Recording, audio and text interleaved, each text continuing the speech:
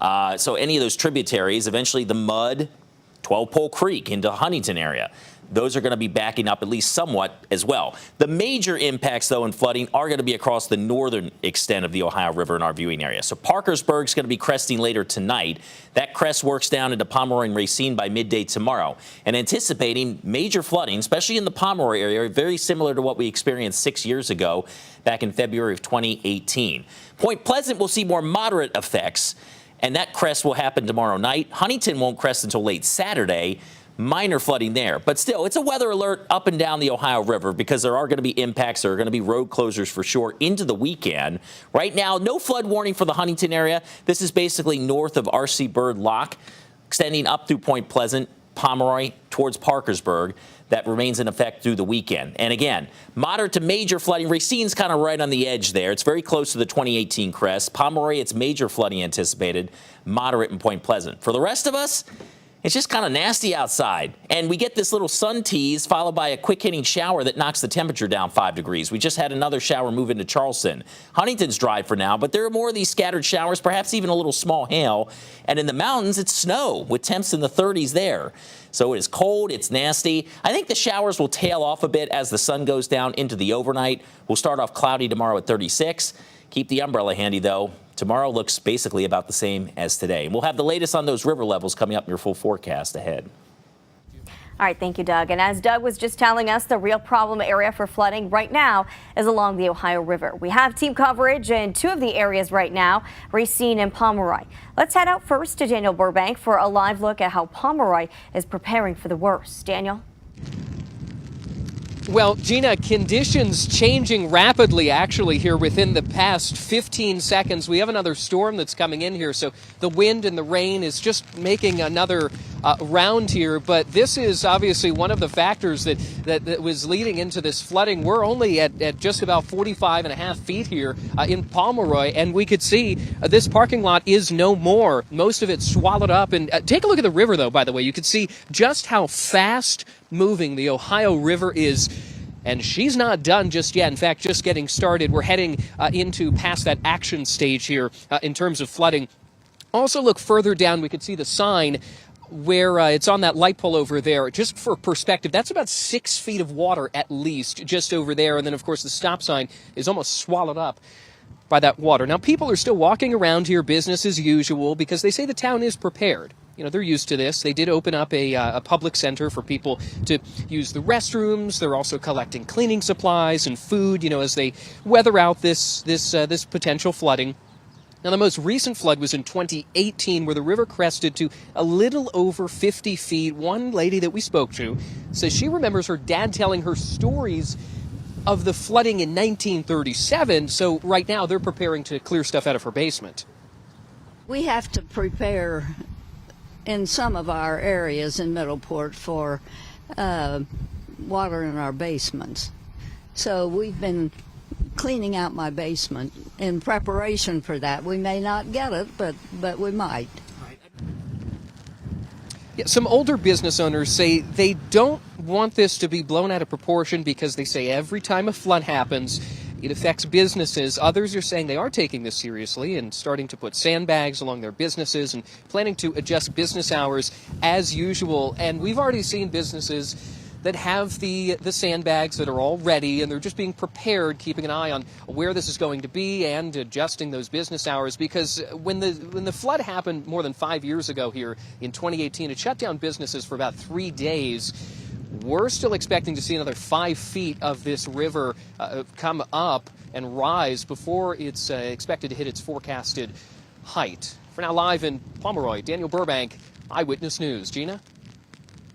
Thank you, Daniel. Stay dry and safe out there. Let's head up the river to Racine with Dave Benton. And Dave, how are preparations going there? Gina, they're going really well right now. We've talked to several people who live right here along the Ohio River. Look at this. You can see how all the trash and the debris is already starting to collect here on the banks. But you know what? This is really the calm before the flood. All eyes are on the riverbank. It's slowly creeping up. It's about 44, 45 feet above level and supposed to crest around 47. It's already high on a lot of roads in this part of southern Ohio. In fact, Pine Grove Road is completely covered. We couldn't pass it on our way to get to this spot. But also, we caught up with Racine Mayor Scott Hill. He was down here by the river checking all of this high water along the river because he says it's really important for him and other city leaders to monitor these levels with accuracy thanks to a locks and dam app he uses.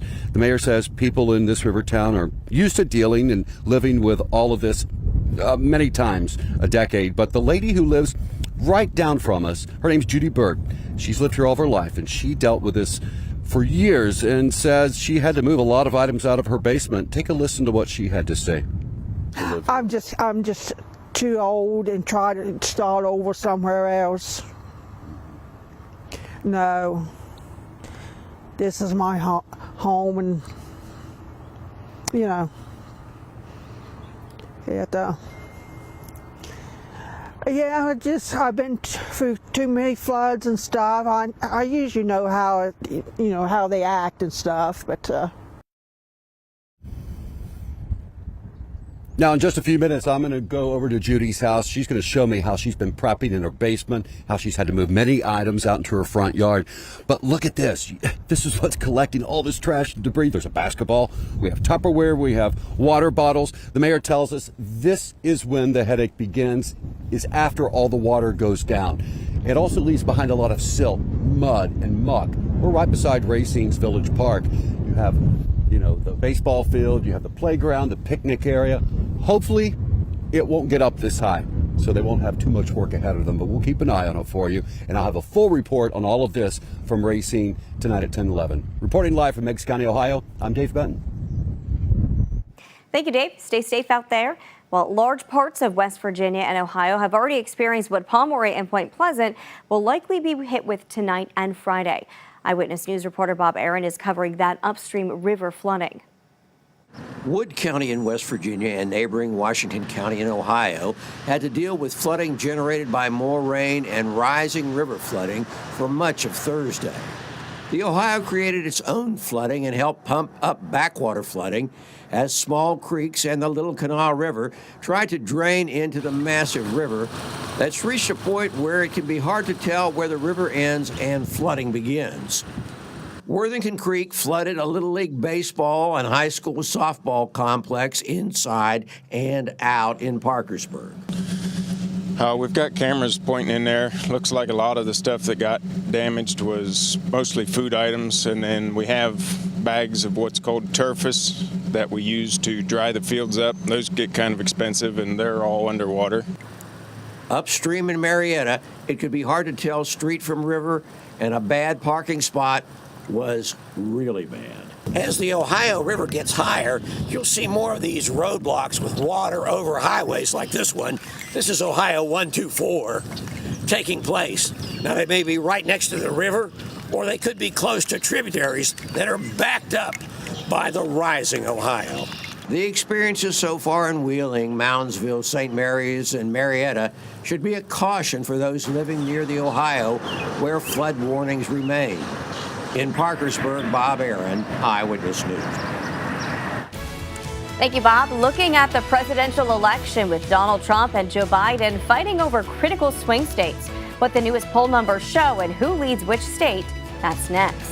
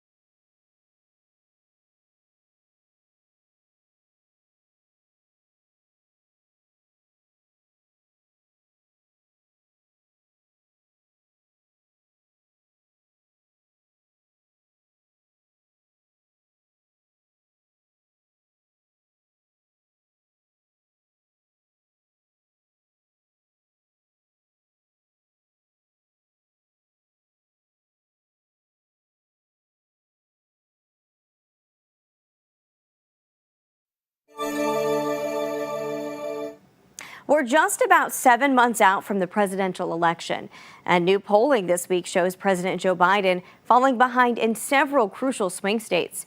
As Matt Galka shows us, former President Donald Trump might have the edge.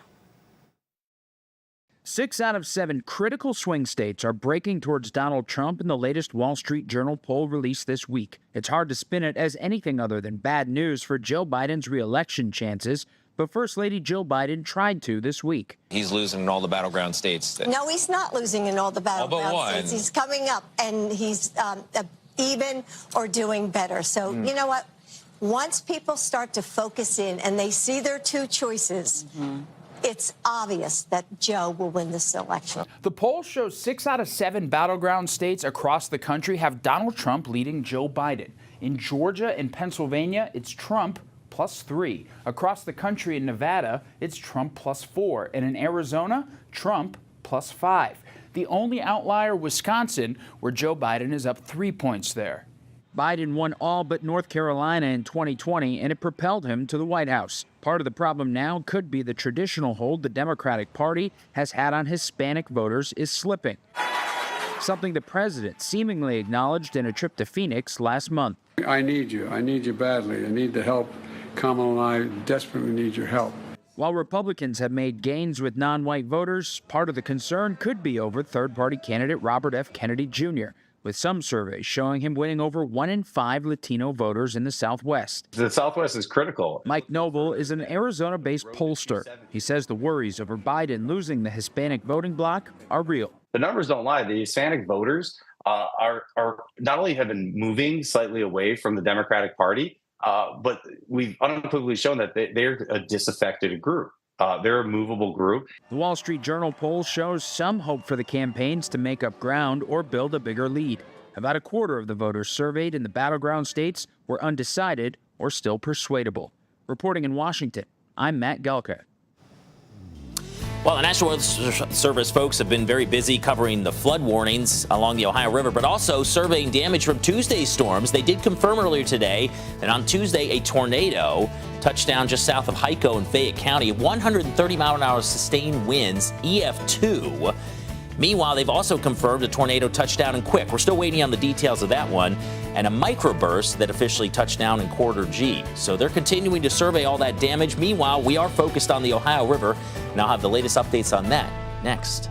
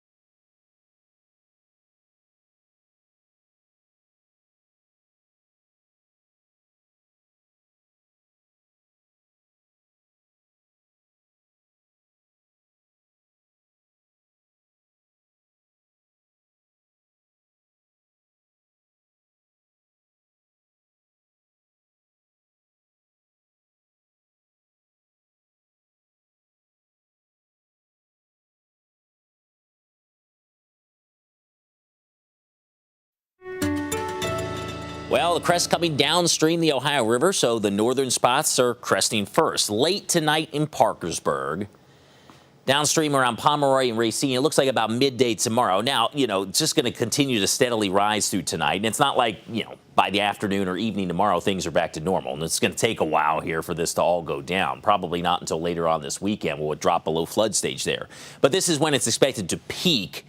Point Pleasant Friday night, and Huntington probably Saturday evening here at this point. And by the time it gets to Huntington, with the river widening and the fact that we're not getting water coming up from the Guyandotte River or some of those other tributaries from the south, this is all really coming in from the north. Just a minor high water, but backwater issues for sure. The Guyandotte, right where it comes into the, Ohio River.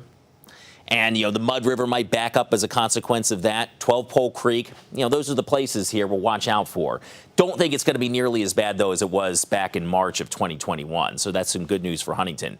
But unfortunately for Racine and Pomeroy, the forecasted levels, compare this to 2018, basically about the same. And that's terrible news for Pomeroy because there was a lot of damage to businesses. And it took, as Daniel mentioned, several days for them to even try to reopen out there. Point Pleasant, this is going to crest about 2.5 feet below 2018.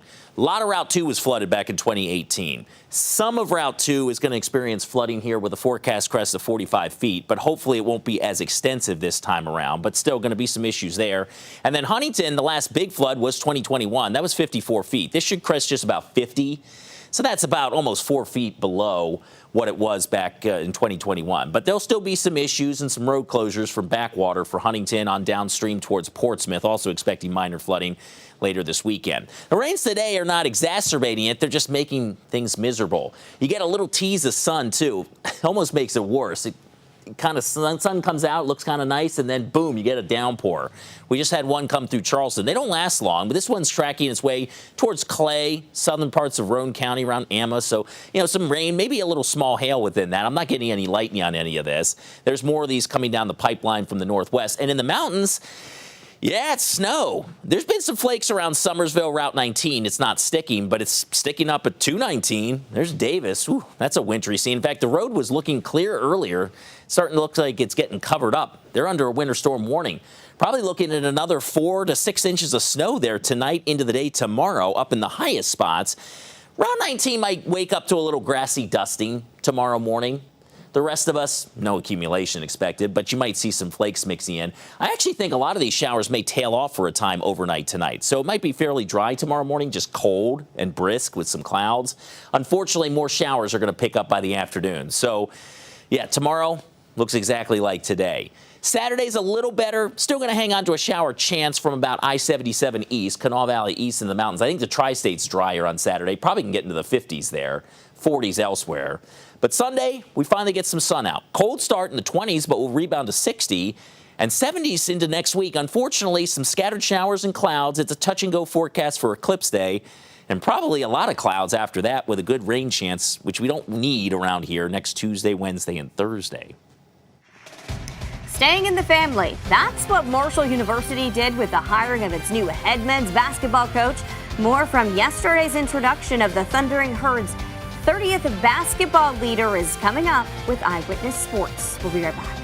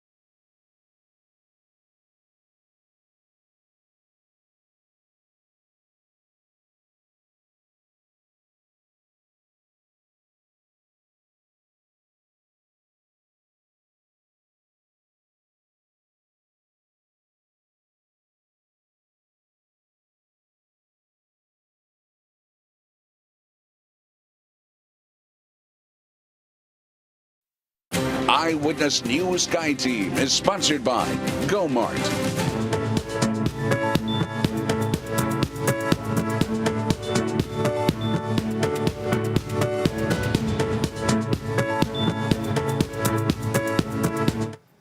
Welcome back. On Wednesday, Cornelius Jackson was officially introduced as Marshall University's new head coach for men's basketball. Sports director Mark Martin brings us more on the rise of Coach Jackson to this dream job at his alma mater. His appointment as the new leader of Marshall men's basketball has been labeled staying in the family. Cornelius Jackson first became a part of the Thundering Herd basketball family as a player for Greg White, another former Thundering Herd star point guard. Sent me probably 52 texts in a row this morning. Coach, my friend, my mentor, Coach Greg White. I want to thank Coach for all he's done for me during this lifetime. After his playing days, Jackson hunted for coaching jobs, and after 2 years, he landed one as an assistant for Brian Poor at West Virginia State. Coach gave me an opportunity of a lifetime. I was there with him for 6 years. We won 4 championships, whether regular season or a tournament. So I owe a bunch to Coach Poor because he took a chance on me when nobody else would.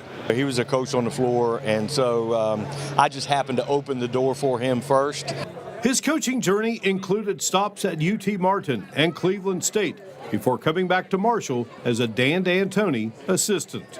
He appreciates the family values he's encountered during the coaching profession. But then again, basketball and family go hand in hand with Cornelius Jackson.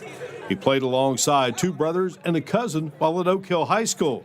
And then again with cousin Monty Wright at Marshall. He's meant for this. He coached us all. You know, he was always tough.